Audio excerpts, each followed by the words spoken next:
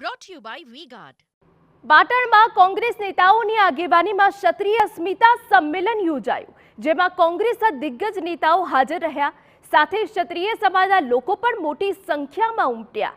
આ કાર્યક્રમને સંબોધતા કોંગ્રેસના દિગ્ગજોએ ભાજપ ગંભીર આક્ષેપો સાથે આકરા પ્રહાર કર્યા, જેમાં ભરતસિંહે પાટીલને આડે હાથ લીધા તો જગદીશ ઠાકોરે ભાજપ પર સમાજ વચ્ચે વિખવાદ ઉભો કરવાના ગંભીર આક્ષેપ લગાવ્યા।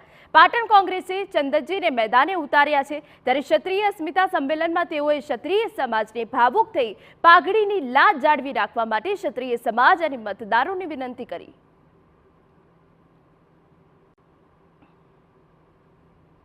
કહેતા હતા કે 26 જીતી જઈશું અને 5 લાખ વોટે જીતીશું બેઠકો।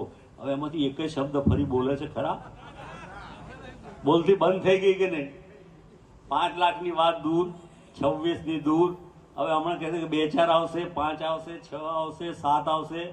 લખી રાખજો, 12 થી વધારે બેઠકો તો આજે મતદાન થાય તો આવે એવી છે। ભારતીય જનતા પાર્ટી અને આરએસએસ ની રણનીતિ છે ક્ષત્રિયો અને પાટીદારોમાં ખોડા મરકી કરાવવાની રણનીતિ છે। મરવા વાળો ભાજપનો હશે, મારવા વાળો ભાજપનો હશે અને બે સમાજો તણાઈ જશે અને આપણી બરબાદી થઈ જશે। કાળજી રાખજો, કાળજી રાખજો। આપ સૌએ મને પ્રેમથી આવ્યા છો, ખૂબ લાગણીથી આવ્યા છો। મારી આબરૂ રાખજો, સમાજની આબરૂ રાખજો। પાઘડી ઉતારીને આપની જોડે વિનંતી કરું છું કે આ પાઘડીની લાજ રાખજો।